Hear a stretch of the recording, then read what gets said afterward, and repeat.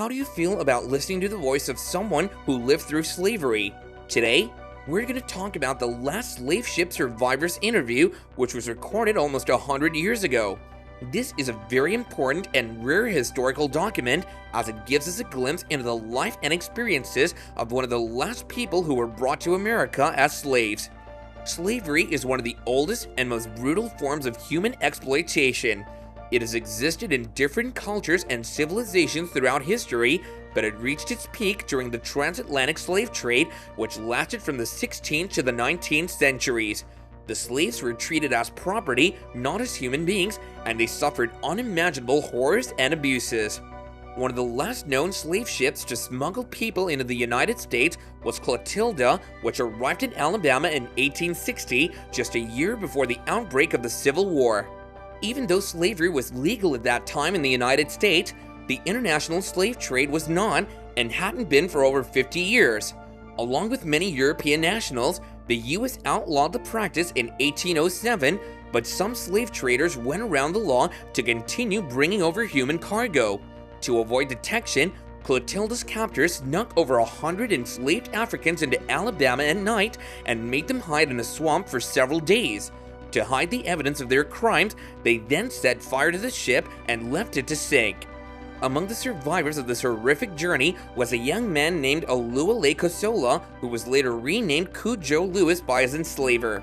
He was only 19 years old when he was captured from his village in what is now Benin, along with his family and friends. He never saw them again. He spent 5 years as a slave on a plantation until he was freed by the Emancipation Proclamation in 1865. He then settled in a community near Mobile, Alabama, with other former slaves from the Clotilda. They called their home Africatown, and they tried to preserve their culture and traditions as much as possible. Cudjoe Lewis was one of the last surviving members of his generation who had experienced slavery firsthand. He died in 1935 at the age of 94, but before he passed away, he shared his story with an anthropologist named Zora Neale Hurston, who was also a famous writer and a key figure of the Harlem Resistance. Hurston interviewed Lewis several times in 1927 and 1928 using his native language of Yoruba. She recorded his words verbatim without changing or editing them. She wanted to capture his voice and personality as authentically as possible. Hurston wrote a book based on Lewis's interviews, but she struggled to find a publisher who would accept it. Many publishers rejected it because they thought it was too controversial or too difficult to read. Some wanted her to rewrite it in standard English or to add fictional elements to make it more appealing. Hurston refused to compromise her integrity and respect for Lewis's story. She said that she wanted to tell us as Lewis told it to her. As a result, her book remained unpublished for almost 90 years. It was only in 2018 that Hurston's book finally saw the light of day. It was titled Barracoon: The Story of the Last Black Cargo. It received critical acclaim and became a bestseller. It was hailed as a masterpiece of oral history and a valuable contribution to African American literature and culture. It also sparked renewed interest and research in Clotilda and its survivors. Here are some parts of Hurston's book where you can hear Cudjoe Lewis tell his own story in his own words.